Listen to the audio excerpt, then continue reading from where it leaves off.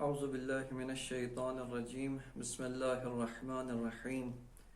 الحمد للہ رب العالمین وصلی اللہ علی سیدنا و نبینا محمد وعلی آلہ الطیبین الطاہرین المعصومین اللہم صلی علی محمد و آل محمد وعجل فرجہم۔ کتاب شریف بدایت الحکمہ کے اندر وارد ہونے سے پہلے بعض مطالب مقدماتی کا جاننا ہر طالب علم کے لیے ضروری ہے کہ جن میں سے 3 مقدمات کو بیان کیا جا چکا ہے۔ مطلب چہارم کہ جو علم فلسفہ کی نسبت دیگر علوم کے ساتھ قرار پاتی ہے، اس کے بارے میں گفتگو جاری تھی۔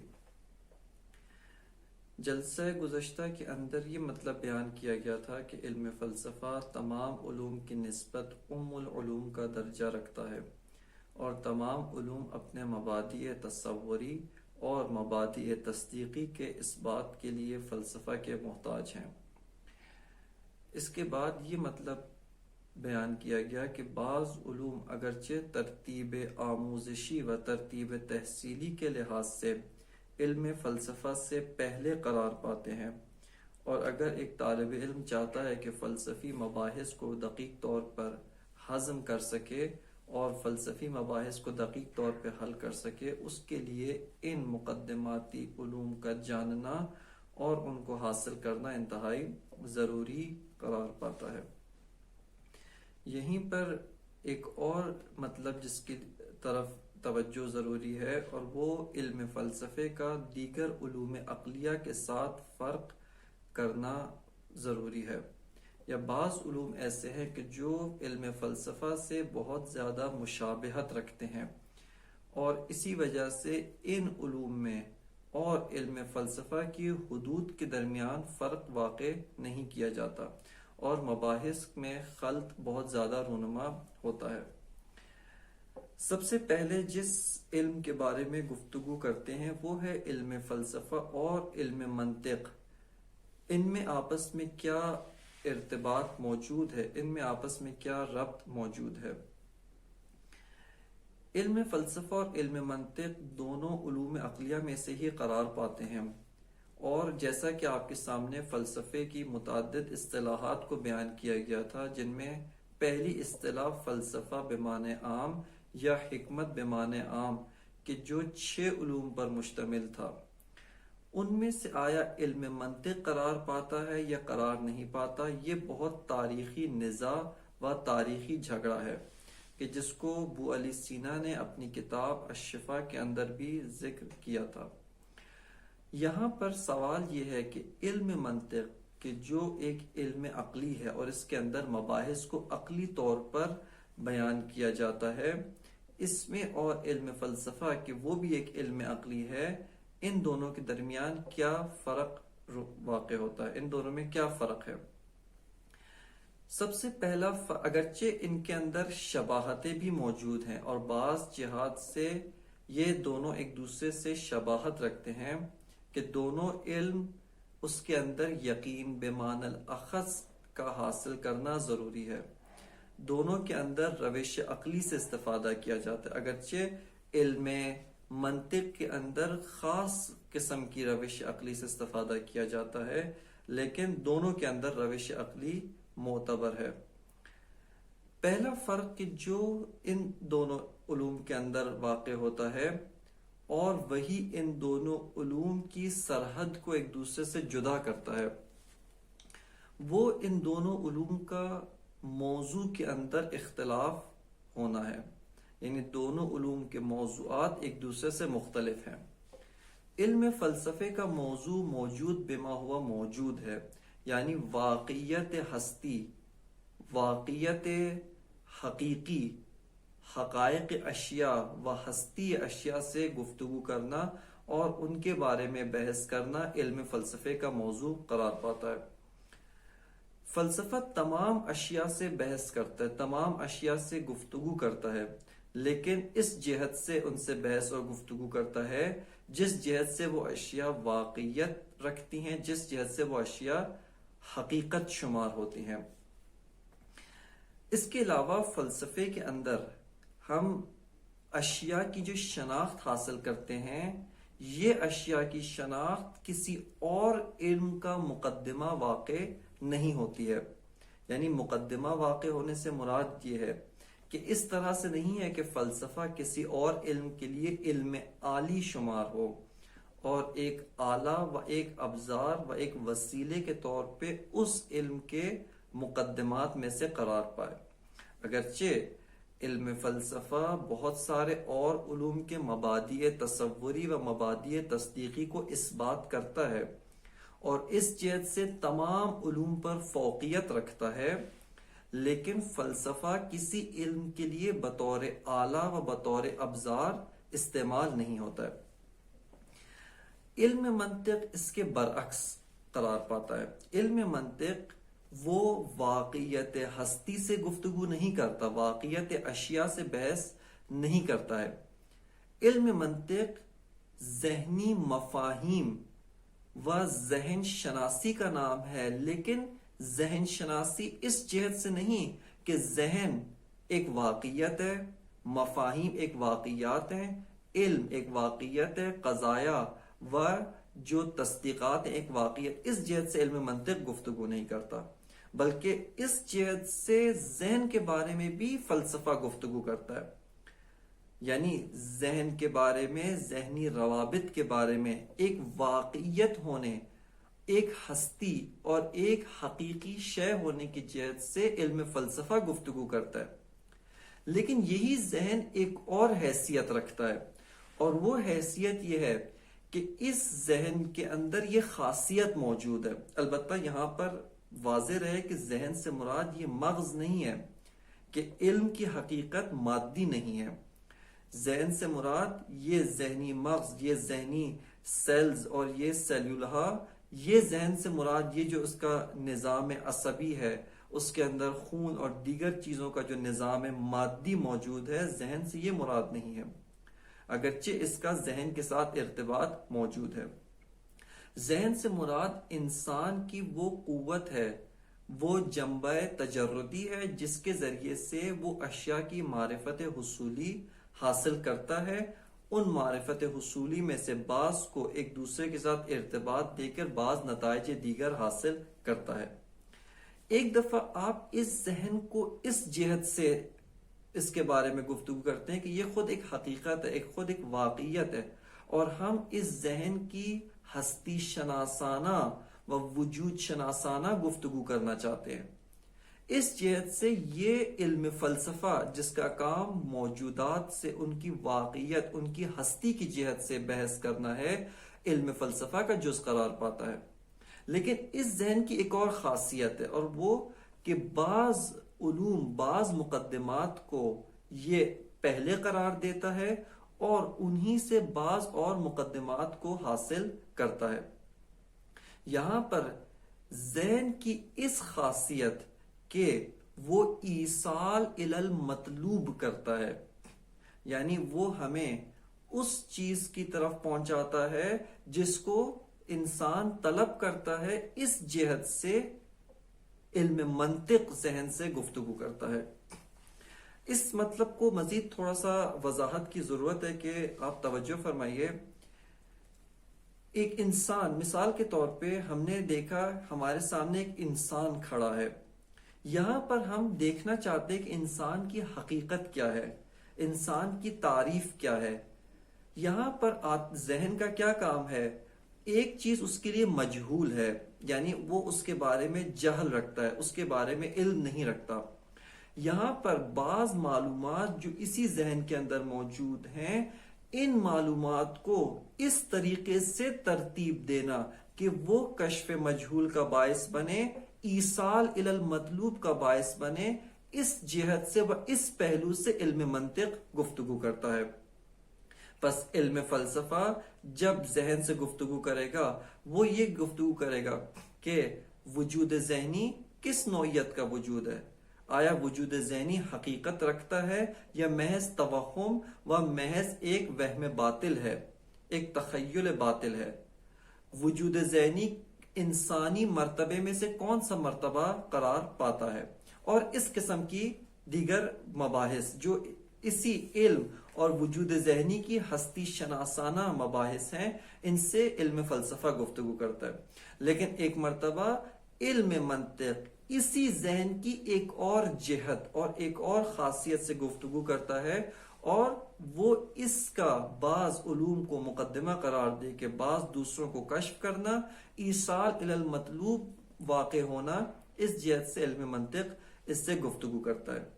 بس ہم نے مشاہدہ کیا کہ علم منطق مکمل طور پہ علم فلسفہ سے جدا ہوتا ہے اپنے موضوع کے ذریعے، اور ان کے موضوعات میں تباین واقع ہوتا ہے۔ اس کے علاوہ غرض جو منطقی ہے و غرض فیلسوف، ان میں بھی واضح فرق ہے کہ فیلسوف کی غرض وہ ہستی شناسی ہے، واقعیت شناسی ہے، وہ مفاہیم ذہنیہ کے اندر الجھنا نہیں بلکہ ان مفاہیم کے ذریعے سے خارج کو درک کرنا ہے، اور فیلسوف ہمیشہ واقعیت کے در پہ ہوتا ہے اور ذہن سے بھی بحث کرے گا، وہ واقعیت کی غرض سے بحث اور گفتگو کرتا ہے۔ لیکن علم منطق اس کا کام ذہن کو تفکر کے مقام پر خطا سے بچانا ہوتا ہے۔ لہٰذا اس جہت سے، یعنی غرض اور غایت علم کی جہت سے، کہ خود اس علم کی جو غایت ہے اپنی غایت میں فلسفے سے جدا ہو جاتا ہے۔ اس کے علاوہ علم منطق علم عالی ہے۔ علم عالی سے مراد حمزہ کے ساتھ عالی یعنی اعلیٰ قرار پاتا ہے، ایک وسیلہ اور ٹول ہے تفکر کے لیے، اور اس آلے اور اس وسیلے کے ذریعے سے تمام علوم جن کا سروکار تفکر سے ہے، جن کا سروکار تعقل سے ہے، ان کے لیے علم منطق ایک ٹول اور وسیلے کے طور پہ قرار پاتا ہے، جبکہ علم فلسفہ علم استقلالی ہے، یعنی علم فلسفہ کے جو مسائل ہیں وہ کسی اور علم کے لیے بطور وسیلہ، بطور ابزار استعمال نہیں ہوتے ہیں، بلکہ خود انہی مسائل کی معرفت، ان مسائل کے ذریعے سے ہستی و واقعیت کی معرفت، یہی ایک فیلسوف کی غرض اور اس کی غایت ہوتی ہے۔ جبکہ علم منطق ایک علم عالی ہے، دیگر علوم اس علم کی طرف بطور اعلیٰ محتاج اور ضرورت مند ہوتے ہیں۔ لہٰذا ہمارے سامنے علم فلسفے کا علم منطق کے ساتھ فرق واضح ہوتا ہے۔ ایک اور علم جو فلسفے سے نزدیک ہے لیکن درحالی کے فلسفے کے ساتھ بہت ہی بنیادی تفاوت اور فرق رکھتا ہے، وہ علم فلسفہ و علم عرفان ہے۔ علم عرفان یعنی علم معرفت ہے کہ اس کے اندر اس کے بھی دو حصے ہیں۔ ایک علم عرفان عرفان نظری کہلاتا ہے، اور ایک علم عرفان علم سیر و سلوک یا علم عرفان عملی کہلاتا ہے۔ علم عرفان عملی یعنی وہ ان چیزوں کی معرفت کہ جو ایک انسان سالک کو قدم بقدم عرفان عملی و تہذیب نفس و سیر و سلوک الی اللہ کی جانب بڑھاتے ہیں، کہ اس کا فرق علم فلسفہ سے بہت زیادہ واضح اور روشن ہے۔ علم عرفان نظری بھی علم واقعی ہے، یعنی واقعیت شناسی کرواتا ہے، ہستی و خارج کے ساتھ بحث اور گفتگو کرتا ہے، اور واقعیت اشیاء کی بھی معرفت ہمیں کرواتا ہے۔ لیکن علم عرفان نظری اگرچہ بعض نے کہا ہے کہ موضوع کے لحاظ سے علم فلسفہ کے ساتھ جدا ہو جاتا ہے، کہ علم فلسفے کا موضوع بعض بیانات کے مطابق کہ جن میں البتہ بعض اشکالات بھی موجود ہیں، وہ وجود بشرط لا یا وجود لا بشرط قسمی ہے، جبکہ علم عرفان نظری کا موضوع لا بشرط مقسمی ہے، کہ اس کے بارے میں انشاءاللہ مفصل گفتگو آئندہ آنے والی کتابوں میں آئے گی۔ البتہ یہاں پہ ہم جس فرق کو بیان کرنا چاہتے ہیں اور وہی مد نظر ہے، وہی محوری فرق ہے، وہ ان کا روشی لحاظ سے فرق ہے۔ علم فلسفہ کے اندر کوئی بھی مطلب اگر اس بات کرنا چاہتے ہیں یا ابطال کرنا چاہتے ہیں، اس مطلب کو ہم ثابت کرنا چاہتے ہیں یا اس مسئلے کے اندر تحقیق کرنا چاہتے ہیں، بنیادی ترین روش عقلی ہے۔ اگر فیلسوف روش کشفی سے استفادہ کرتا ہے یا متون دینیہ میں روش نقلی سے استفادہ کرتا ہے، اس وقت تک فلسفے کا حصہ قرار نہیں پاتے جب تک ان کو عقلی پیراہے میں اور عقلی قالب میں ڈھال کر اس بات نہ کرے۔ یعنی اگر فیلسوف براہ راست متون دینیہ کو آ کر فلسفے میں نقل کرے، یہ فلسفہ تشکیل نہیں پاتا۔ اگر اسی طرح عرفاء کے کشف و شہود یہ اپنے کشف و شہود کو عقلی پیراہے اور عقلی استدلال میں ڈھالے بغیر آ کر علم فلسفہ کی کتاب میں لکھ دے، اس سے وہ جزء علم فلسفہ قرار نہیں پاتے۔ علم فلسفہ کا حصہ قرار پانے کے لیے، جیسا پہلے آپ کی خدمت میں بیان کیا، ان علوم کو، یعنی یہ جو ہمارے سامنے قضایا ہیں جو کشف و شہود سے حاصل ہوئے یا متون دینیہ سے حاصل ہوئے، ان کو ایک پیراہے کے اندر تبدیل کر کے ہویت عقلی کے ساتھ ان کو اگر اس بات کیا جائے، استدلال عقلی کے ساتھ اگر ان کو اس بات کیا جائے، تو یہاں سے علم فلسفہ تشکیل پا جاتا ہے، اور یہی علم فلسفہ کی روش یعنی بنیادی و اساسی روش قرار پاتی ہے۔ لیکن اگر علم عرفان نظری کو روشی لحاظ سے دیکھا جائے تو وہ مطلب علم عرفان نظری کی بنیاد قرار پاتی ہے کہ جس کو کشف و شہود سے عارف نے درک کیا ہو۔ اگر ایک مطلب کو دین نے بیان کیا ہے، یعنی خداوند متعال کے اس بات یا بعض اور مطالب جن کو دین نے بیان کیا ہے، آیات و روایات نے ان کو بیان کیا ہے، اس وقت تک علم عرفان نظری کا حصہ نہیں قرار پاتے جب تک ایک عارف اپنے شہود قلبی کے ذریعے سے ان مطالب کو کشف نہ کرے۔ لیکن عارف جب ریاضات کرتا ہے، عبادات کرتا ہے، تزکیہ نفس کے ذریعے سے اس مرتبے پر فائز ہو جاتا ہے کہ اسی قضیے کو، اسی مطلب کو جس کو دین نے آیت یا روایت کی شکل میں بیان کیا ہے، عارف اپنے شہود کے ذریعے سے اسی مطلب کو پا لیتا ہے، اس وقت یہ عرفان نظری کا حصہ قرار پاتے ہیں۔ اسی طرح ممکن ہے کہ عارف ایک مطلب کو استدلال کے ذریعے سے سمجھ جائے، لیکن یہ علم عرفان نظری کا حصہ قرار پانے کے لیے کافی نہیں ہے، بلکہ اس مطلب جس کو عارف نے کشف و شہود کے ذریعے سے پایا، جس کو استدلال کے ذریعے سے پایا ہے، جب تک کشف و شہود کے ذریعے سے اس بات نہ کرے، اس وقت تک علم عرفان نظری کا حصہ قرار نہیں پاتے۔ بس علم عرفان نظری کی بنیادی ترین روش شہودی یا وہی شہود قلبی ہے، اور اگر عارف دیگر روشوں سے استفادہ کرتا ہے، روش عقلی، روش نقلی، روش تجربی یا کسی اور روش سے استفادہ کرتا ہے، اس وقت تک یہ قابل قبول نہیں ہے اور علم عرفان نظری کا حصہ قرار نہیں پاتے جب تک کشف و شہود کے ذریعے سے ان مطالب کو اس بات نہ کیا جا سکے۔ بس روش کے لحاظ سے بھی علم عرفان نظری وہ علم فلسفہ سے بہت زیادہ فرق رکھتا ہے، اور ان دو علوم کے اندر جو ہے وہ فرق واضح اور نمایاں ہے۔ اگرچہ یہ بات واضح رہے کہ ان علوم میں آپس میں تعامل بھی موجود ہیں۔ علم عرفان نظری علم فلسفہ کے لیے بعض دریچے کھولتا ہے، بعض باب کھولتا ہے، بعض چیزوں کو واضح کرتا ہے، جیسا کہ شیخ اشراق نے کشف و شہود کے ذریعے سے عالم مثال کو کشف کیا۔ یہ کشف و شہود علم فلسفے کے لیے دروازہ کھولتا ہے کہ اس عالم مثال کی وجود شناسی کریں، یہ کس نوع کا وجود ہے، کس نحوے کا وجود ہے، اس کا نحوہ وجود کیسا ہے، کیفیت وجودی کیا ہے، خواص وجودی کیا ہے، ان سب کو بیان کرنا فلسفے کا کام ہے، اور ان کی تبیین عقلی اس وقت فلسفے کے لیے میسور ہوئی جب کشف و شہود نے یہ دروازہ کھولا۔ اسی طرح بعض مباحث عقلی مباحث عرفانی کے لیے ابواب کھولتے ہیں، لہذا یہاں پر علوم میں بالخصوص یہ جو قریب المعنی علوم ہیں، ان علوم میں تعامل بہت زیادہ پایا جاتا ہے۔ ایک اور علم جس کی نسبت علم فلسفے کے ساتھ مشخص کرنا ضروری ہے، وہ ہے علم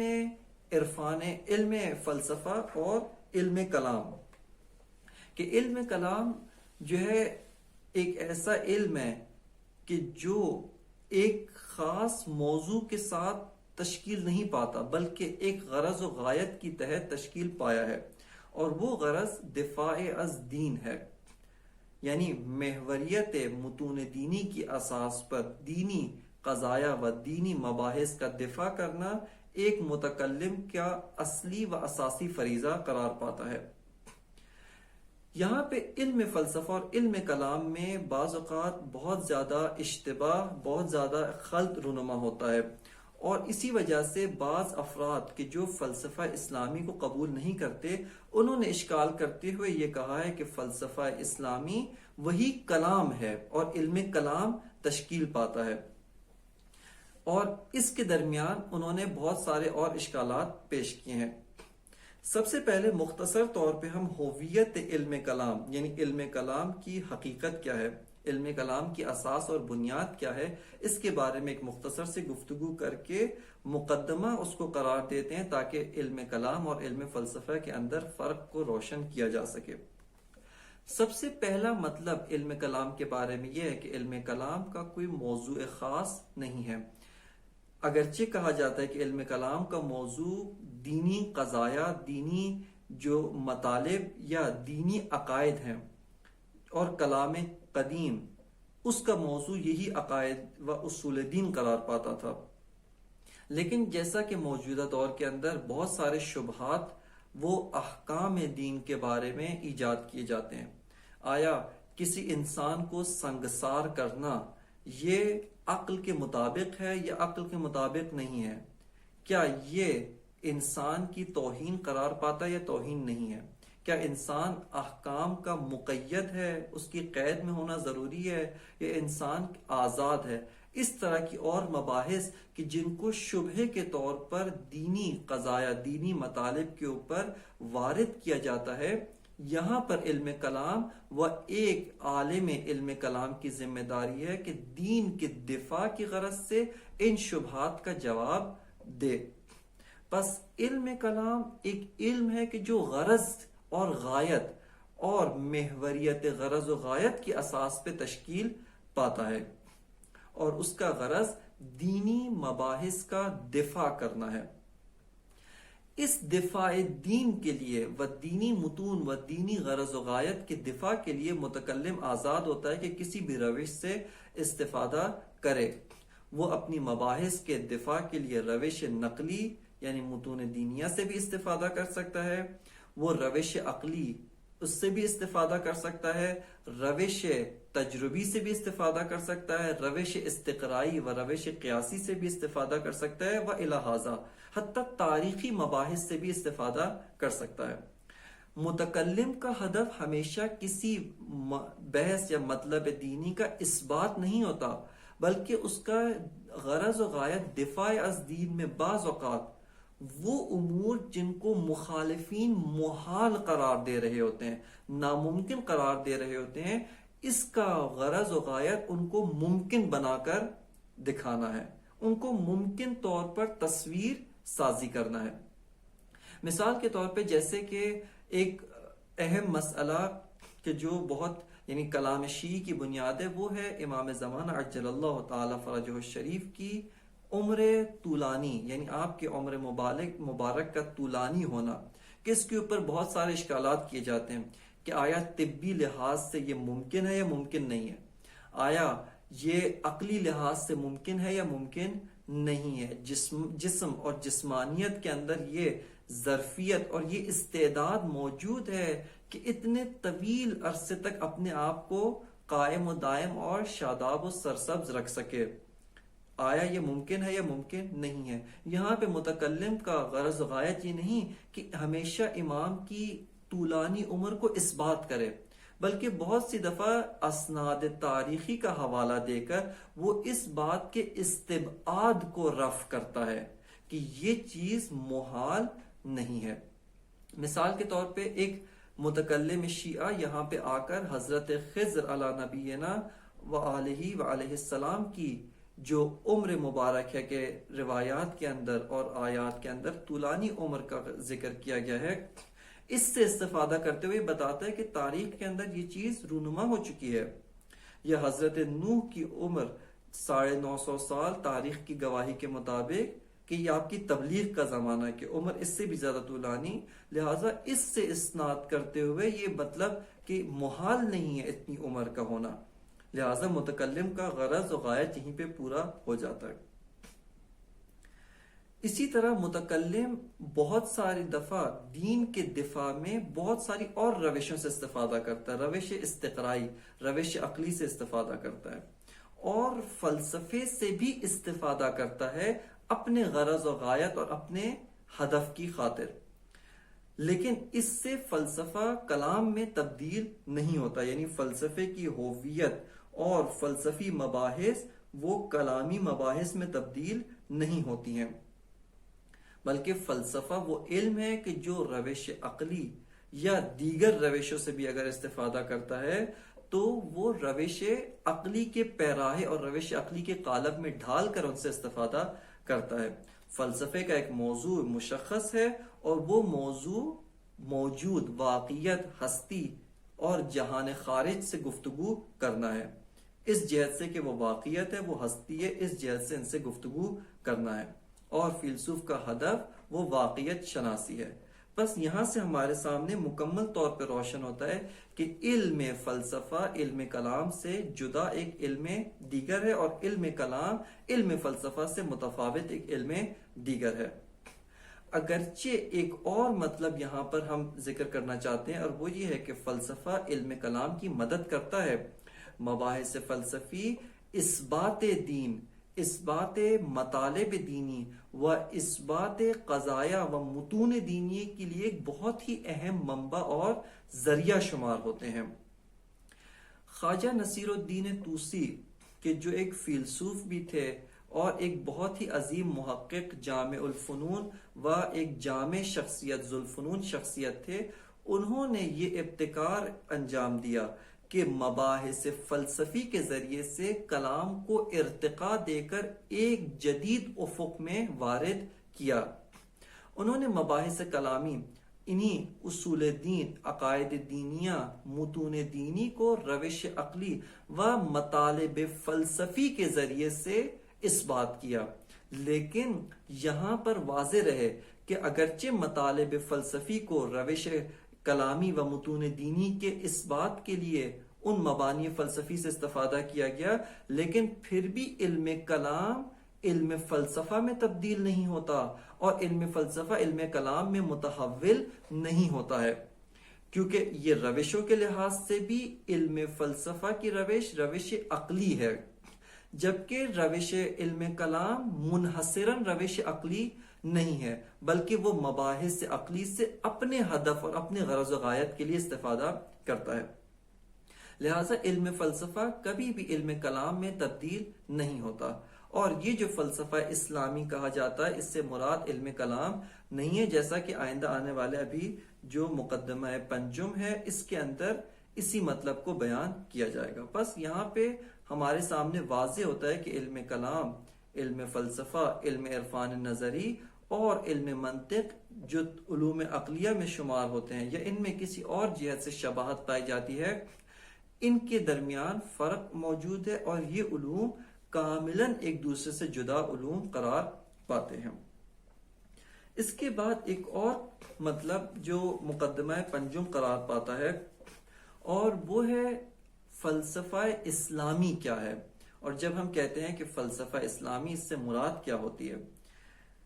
فلسفہ کے اسلامی ہونے کا کیا معنی ہے، یعنی کوئی علم، کوئی فلسفہ اسلامی ہو سکتا ہے یا اسلامی نہیں ہو سکتا، اور اسی کے ضمن میں ارتباط دین و فلسفہ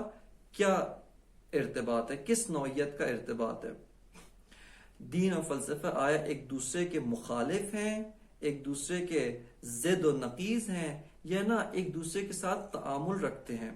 جیسا کہ غربی معاشرے کے اندر علم اور دین، یعنی علم سے مراد علم تجربی، یا آپ مطلقاً تمام علوم کو لیں جس میں علم فلسفہ بھی شامل ہے اور دیگر علوم، اس کو مخالف با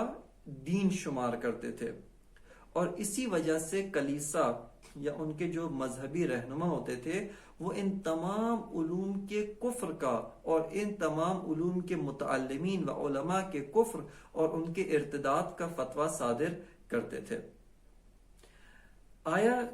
دین اسلام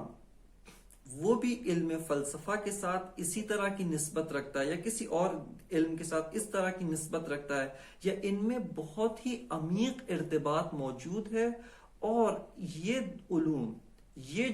جو ہے دین، وہ علم فلسفہ کے ساتھ تعامل رکھتا ہے، اس کی مدد کرتا ہے، اور بعض جہات سے علم فلسفہ دین کی مدد کرتا ہے کہ اس کو اس مقدمے کے اندر مطالعہ کرتے ہیں۔ سب سے پہلا مطلب ہے فلسفہ اسلامی کیا ہے، اور یہاں پر ہم دیکھتے ہیں کہ اس کے اندر بھی اس سے پہلا مطلب، کوئی علم اسلامی ہو سکتا ہے یا نہیں ہو سکتا۔ جیسا مثال کے طور پہ آپ کی خدمت میں عرض کروں، آیا علم فزکس کے بارے میں آپ کہہ سکتے ہیں فزکس سے اسلامی یا فزکس سے غیر اسلامی؟ علم طب جس کا کام بدن، یعنی ایک انسانی یا حیوانی بدن، ایک زندہ جسم کا معالجہ کرنا ہے، اس کی صحت اور سقم کے راز کو بیان کرنا ہے، آیا اس طب کو آپ طب اسلامی کہہ سکتے ہیں، یا طب دینی یا طب غیر دینی یا طب سیکولر کہہ سکتے ہیں یا نہیں کہہ سکتے؟ جیسا مثال کے طور پہ آپ کوئی ایک ٹول اٹھائیں، جیسا موبائل، آپ کہہ سکتے ہیں یہ اسلامی موبائل ہے یا غیر اسلامی موبائل؟ یہ لیپ ٹاپ ایک اسلامی لیپ ٹاپ ہے یا غیر اسلامی لیپ ٹاپ؟ یہ پہلا سوال ہے کہ جس کا جواب یہ قرار پاتا ہے کہ جی، بہت سارے علوم، بہت ساری چیزیں، بلکہ ساری چیزوں کو آپ ایک معنی میں، کہ جس کو آئندہ ابھی آ کر بیان کیا جائے گا، اسلام کی جانب نسبت دی جا سکتی ہے۔ بس فلسفہ اسلامی کاملاً درست ہے، جس کے مقابلے میں فلسفہ غیر اسلامی، فلسفہ الہادی، فلسفہ مادی، فلسفہ مٹیریلزم، فلسفہ ڈیالیکٹک اور اس طرح کے مختلف فلسفے قرار پاتے ہیں، کہ ابھی جن کے بارے میں بیان کیا جائے گا کہ فلسفے کے اسلامی ہونے کا معنی کیا ہے۔ اگر کوئی علم اسلامی ہے تو اس کے اسلامیت کا کیا معنی ہے، اس کو جاننے کے لیے علماء و محققین نے چند معیارات قرار دیے ہیں۔ سب سے پہلا معیار یا سب سے پہلا مطلب جس کی اساس پر ہم یہ دیکھ سکتے ہیں کہ یہ علم اسلامی ہے یا غیر اسلامی، وہ اس علم کا منشأ پیدائش ہے۔ آیا یہ علم اسلام کے ظہور کے بعد اسلام کی گود سے پیدا ہوا، اسلام کے اندر سے پیدا ہوا، یا یہ علم اسلام سے قبل، اسلام سے پہلے بھی موجود تھا؟ اگر علم فلسفے کا اس معنی میں مطالعہ کیا جائے تو اسلام کے ظہور سے پہلے فلسفہ یونان باستان سے، یعنی یونان قدیم سے رائج تھا، اور اس وقت سے اس نے ایک علم کی شکل حاصل کر لی تھی، کہ یہاں پر علم فلسفہ کے جو علماء تھے یونان کے اندر، جن میں مشہور ترین نام جناب سقراط، ان کے شاگرد جناب افلاطون اور ان کے شاگرد جناب ارسطو، کہ جن کو ایک لحاظ سے اپنے اساتید پر برتری حاصل ہے، ان کا نام قرار پاتا ہے۔ جناب سقراط، جناب افلاطون اور جناب ارسطو، ان تین بزرگوار شخصیات نے علم منطق، علم فلسفہ اور دیگر کافی سارے علوم کی بنیاد رکھی، اور اپنے زمانے کے سوفسطائی، یعنی جو واقعیت کا انکار کرتے تھے، ان سے مبارزہ کرتے ہوئے فلسفی روش و فلسفی مطالب کی بنیاد رکھی۔ علم فلسفہ کو تدوین کرنے والی شخصیت، جس نے باقاعدہ قواعد اور ضوابط کے ساتھ علم فلسفے کو تدوین کیا، علم منطق کو تدوین کیا، اور کچھ اور علوم کو بھی تدوین کیا، وہ جناب ارسطو ہے، جن کو اسی وجہ سے، ان کی خدمات کی وجہ سے معلم اول کا عنوان دیا جاتا ہے۔ اس کے بعد فلسفہ اور دیگر علوم جیسے کہ علم طب، علم نجوم، علم ریاضیات، علم طبیعیات، علم منطق، علم فلسفہ اور متعدد علوم، کہ اسی کے ہم سنخ اور علوم، جن میں سے بعض علوم غریبہ قرار پاتے ہیں، ان علوم کا اگر تاریخی لحاظ سے مطالعہ کیا جائے، اسلام سے پہلے یہ علم ایک علم کی شکل میں رائج تھے اور علم قرار پا گئے تھے۔ بس اس لحاظ سے دیکھا جائے تو علم فلسفہ ایک علم ہے جو قبل از اسلام قرار پاتا ہے، یعنی اسلام سے پہلے علم فلسفہ ایک علم کی شکل میں قرار پا چکا تھا۔ اس کے بعد تقریباً پہلی صدی ہجری کے نصف میں یا اواخر میں کہا جائے کہ بعض اغراض اور بعض اہداف کی خاطر ان علوم کو زبان عربی کے اندر ترجمہ کیا گیا. یعنی یہ جو علوم جو تقریباً 4 یا 5ویں صدی قبل از میلاد حضرت مسیح علم کی شکل اور علم کی حیثیت قرار پا چکے تھے، ان کو مسلمان مفکرین نے ان علوم کو عربی زبان کے اندر ترجمہ کیا اور عربی لغت، عربی فرہنگ کے اندر ان علوم کو جو ہے وہ ایک مقام اور منزلت حاصل ہوئی. بس یہاں پہ آپ نے دیکھا کہ اس لحاظ سے علم فلسفہ ایک اسلامی علم نہیں ہے. کیوں؟ چونکہ اس کی پیدائش، اس کا منشأ پیدائش خود اسلام، خود ثقافت اسلامی، متون دینیہ قرار نہیں پاتے، بلکہ تاریخی لحاظ سے علم فلسفہ اسلام سے پہلے ایک علم کی شکل اور ایک علم کی حیثیت قرار پا چکا تھا. البتہ یہاں پر ایک اور تحقیقی موضوع ہے جس کو بعض حکماء، بعض فلاسفہ جس کی طرف بہت زیادہ تاکید کرتے ہیں، اور وہ یہ ہے کہ اگر انہی علوم کے جو اسلام سے پہلے رائج تھے، ان کی ہم مزید تاریخی لحاظ سے ان کی جڑوں کو تلاش کریں تو یہ حتماً کسی نہ کسی نبی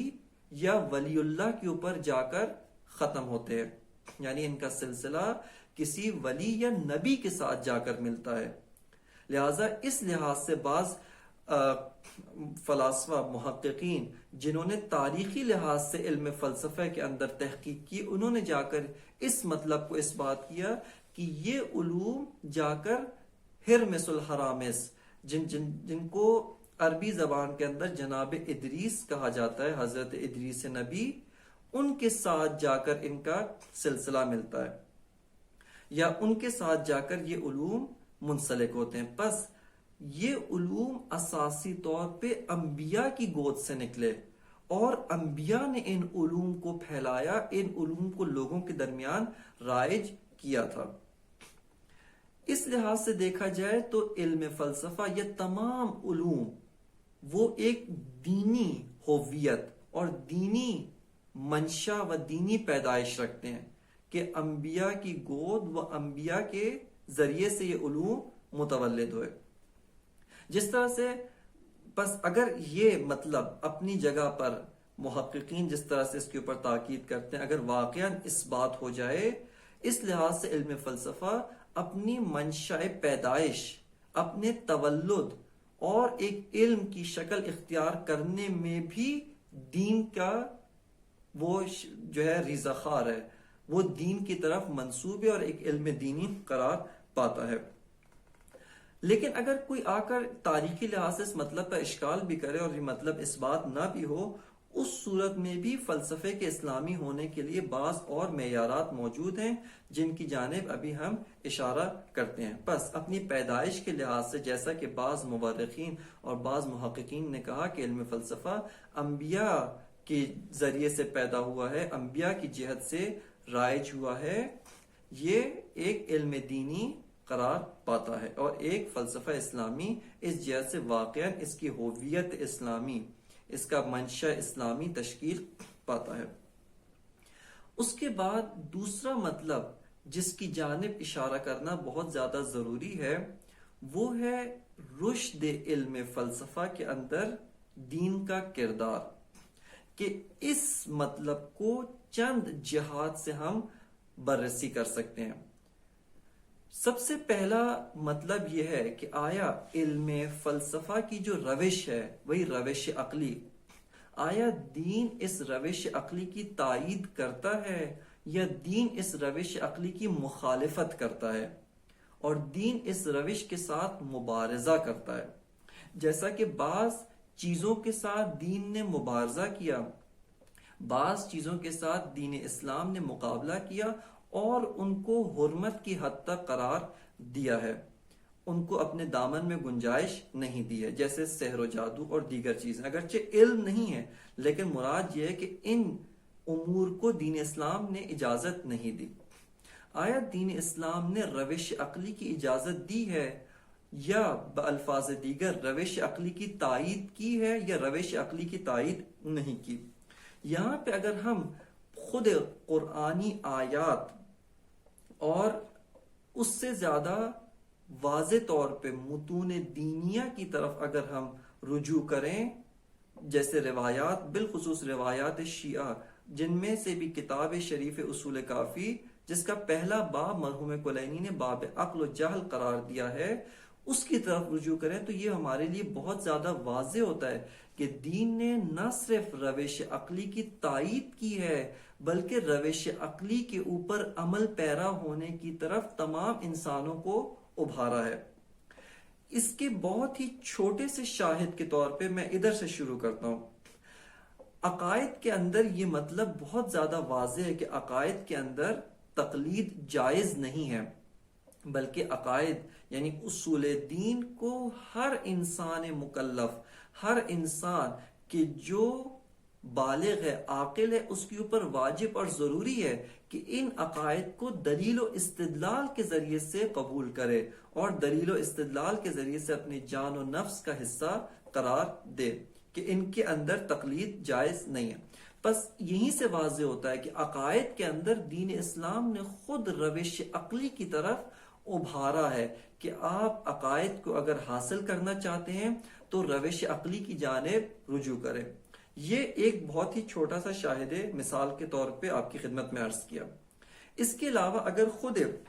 متون دینی کی جانب ہم رجوع کریں اور آیات اور روایات کی جانب اگر رجوع کریں تو یہاں پہ ہمارے سامنے متعدد آیات اور روایات قرار پاتی ہیں